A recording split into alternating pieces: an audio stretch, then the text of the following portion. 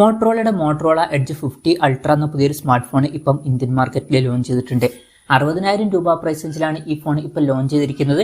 ഈ ഒരു വീഡിയോയിൽ നമ്മൾ നോക്കാൻ പോകുന്നത് മോട്ടറോള എഡ്ജ് 50 അൾട്ര എന്ന ഫോണിന്റെ ഒരു സ്പെസിഫിക്കേഷൻ അനാലിസിസ് ആണ്. ആദ്യം നമ്മൾ ഡിസ്പ്ലേഡ് ആയി നോക്കുകയാണെന്നുണ്ടെങ്കിൽ 6.7 ഇഞ്ചിന്റെ 1.5K ഡിസ്പ്ലേ ഇതിൽ കൊടുത്തിട്ടുണ്ട്. അപ്പം ഫുൾ HD റെസൊല്യൂഷനേക്കാളും ബെറ്റർ ആയിട്ടുള്ള റെസൊല്യൂഷനൊക്കെ വരുന്നുണ്ട്. POLED പാനലാണ് ഇതിൽ ഉപയോഗിച്ചിരിക്കുന്നത്. പിന്നെ കേർവ് ഡിസ്പ്ലേയും കാര്യങ്ങളൊക്കെ വരുന്നുണ്ട്. പഞ്ചോൾ ഡിസൈൻ കൊടുത്തിട്ടുണ്ട്. പഞ്ചോൾ വരുന്നത് ടോപ്പ് സെന്റർ ഭാഗത്തായിട്ടാണ്. ഡിസ്പ്ലേയിൽ 144 ഹെർട്സിന്റെ റിഫ്രഷ് റേറ്റ് ഒക്കെ സപ്പോർട്ട് ചെയ്യുന്നുണ്ട്. 360 ഹെർട്സിന്റെ ടച്ച് സാമ്പിളിംഗ് റേറ്റും ഇതിൽ വരുന്നുണ്ട്. 10-bit ഡിസ്പ്ലേ പോലുള്ള ഫീച്ചേഴ്സും കാര്യങ്ങളൊക്കെ വരുന്നുണ്ട്. പീക്ക് ബ്രൈറ്റ്നസ് വരുന്നത് 2500 നിറ്റ്സ് ആണ്. പിന്നെ ഫോണിന്റെ ഫ്രണ്ടിൽ ഗൊറില്ല ഗ്ലാസ് വിക്ടേഴ്സിന്റെ പ്രൊട്ടക്ഷനും കൊടുത്തിട്ടുണ്ട്.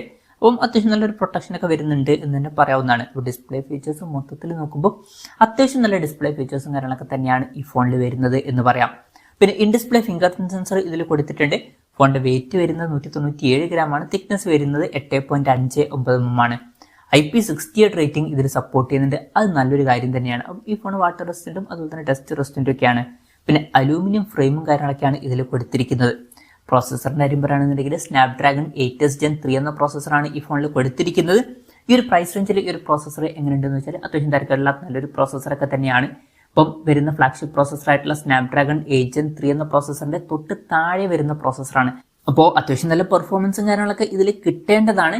പക്ഷെ ഒരു കാര്യം എന്താ വെച്ചാൽ നിങ്ങൾ മെയിൻ ആയിട്ട് നോക്കുന്നത് സ്നാപ്ഡ്രാഗൺ 8s Gen 3 എന്ന പ്രോസസ്സറിന്റെ പെർഫോമൻസ് ആണ് എന്നുണ്ടെങ്കിൽ ഇവൻ 30,000 രൂപ പ്രൈസ് റേഞ്ചിലും ഇതേ പ്രോസസ്സറുമായിട്ട് വരുന്ന ഒരു ഫോൺ വരുന്നുണ്ട്. പോക്കോ F6 ഇതേ സെയിം പ്രോസസ്സറാണ് വരുന്നത്. അപ്പോൾ നിങ്ങൾക്ക് ബാക്കി ഫീച്ചേഴ്സ് ഒന്നുമല്ല ഇമ്പോർട്ടൻറ്റ്. നിങ്ങൾക്ക് മെയിൻ ആയിട്ട് വേണ്ടത് ഈ ഒരു പ്രോസസ്സറാണ് എന്നുണ്ടെങ്കിൽ ഇപ്പം 30,000 രൂപ പ്രൈസ് റേഞ്ചിൽ ആ ഒരു ഫോൺ വരുന്നുണ്ട്. അതും കൺസിഡർ ചെയ്യാവുന്നതാണ്. എന്തായാലും ഈ ഒരു പ്രൈസ് റേഞ്ചിലും ഇത് അത്യാവശ്യം തിരക്കില്ലാത്ത നല്ലൊരു പ്രോസസ്സറൊക്കെ തന്നെയാണ്. പിന്നെ 5G സപ്പോർട്ടും കാര്യങ്ങളൊക്കെ വരുന്നുണ്ട്. 17ഓളം 5G ബാൻഡ്സും ഇതിൽ കൊടുത്തിട്ടുണ്ട്. പിന്നെ 12 GB റാമും 512 GB ഇന്റേണലൊക്കെ ഇതിൽ വരുന്നുണ്ട്. അത് നല്ലൊരു കാര്യം തന്നെയാണ്. LPDDR5Xന്റെ റാമും UFS 4.0 സ്റ്റോറേജ് ടൈപ്പും കാര്യങ്ങളൊക്കെ ഇതിൽ വരുന്നുണ്ട്. മെമ്മറി എക്സ്പാൻഡ് ചെയ്യണമെന്നുണ്ടെങ്കിൽ മെമ്മറി കാർഡ് സ്ലോട്ടും കാര്യങ്ങളൊന്നും കൊടുത്തിട്ടില്ല. NFC എന്നുള്ള ഫീച്ചർ സപ്പോർട്ട് ചെയ്യുന്നുണ്ട്. പിന്നെ സ്റ്റീരിയോ സ്പീക്കേഴ്സും കാര്യങ്ങളൊക്കെ ഇതിൽ വരുന്നുണ്ട്. ഡോൾബി അറ്റ്മോസിന്റെ സൗണ്ടും സപ്പോർട്ട് ചെയ്യുന്നുണ്ട്. 3.5 mm ഓഡിയോ ജാക്ക് ഈ ഫോണിൽ കൊടുത്തിട്ടില്ല.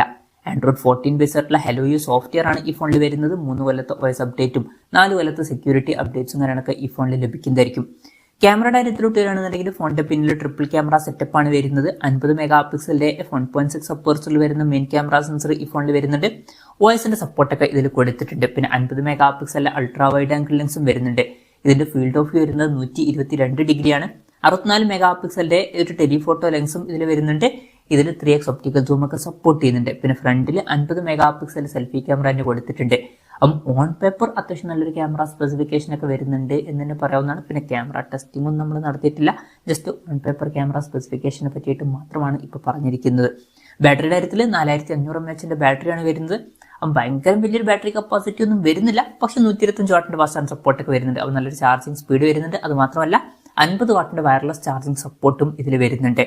പിന്നെ 10 വാട്ടിന്റെ റിവേഴ്സ് വയർലെസ് ചാർജിങ് സപ്പോർട്ട് എന്നുള്ള ഫീച്ചറും കൊടുത്തിട്ടുണ്ട്. Type-C ചാർജിംഗ് പോർട്ടാണ് ഇതിൽ കൊടുത്തിരിക്കുന്നത്.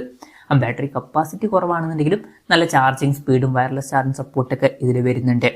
അപ്പം ഇതൊക്കെയാണ് ഫീച്ചേഴ്സിനെ പറ്റി പറയാനുള്ള കാര്യങ്ങൾ. വിലയുടെ കാര്യം പറയുകയാണെന്നുണ്ടെങ്കിൽ ഈ ഫോണിന്റെ വില വരുന്നത് 59,999 രൂപയാണ്. ജൂൺ 24 മുതലാണ് ഫോണിന്റെ സെയിലും കാര്യങ്ങളൊക്കെ സ്റ്റാർട്ട് ചെയ്യുന്നത്. പിന്നെ ഇൻട്രോഡക്ടറി ഓഫറും കാര്യങ്ങളൊക്കെ ഉണ്ട്. ഇൻട്രോഡക്ടറി ഓഫറിൽ നമുക്ക് ഈ ഫോൺ 49,999 രൂപയ്ക്ക് ലഭിക്കുന്നതായിരിക്കും.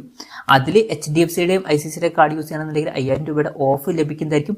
അതും കൂടി ഇൻക്ലൂഡ് ചെയ്തിട്ടാണ് 50,000 രൂപ പ്രൈസ് റേഞ്ചിൽ ഈ ഫോൺ ലഭിക്കുക. എന്തായാലും ഓവറോൾ നോക്കുകയാണെന്നുണ്ടെങ്കിൽ ഈ ഒരു പ്രൈസ് റേഞ്ചിൽ ഇതിൽ അത്യാവശ്യം തിരക്കേടില്ലാത്ത നല്ല ഫീച്ചേഴ്സ് ഒക്കെ വരുന്നുണ്ട് എന്ന് പറയാവുന്നതാണ്. നല്ല ഡിസ്പ്ലേ ഫീച്ചേഴ്സ് കൊടുത്തിട്ടുണ്ട്. തിരക്കേടില്ലാത്ത പ്രോസസ്സർ വരുന്നുണ്ട്. ഓൺ പേപ്പർ നല്ല ക്യാമറ സ്പെസിഫിക്കേഷൻ വരുന്നുണ്ട്.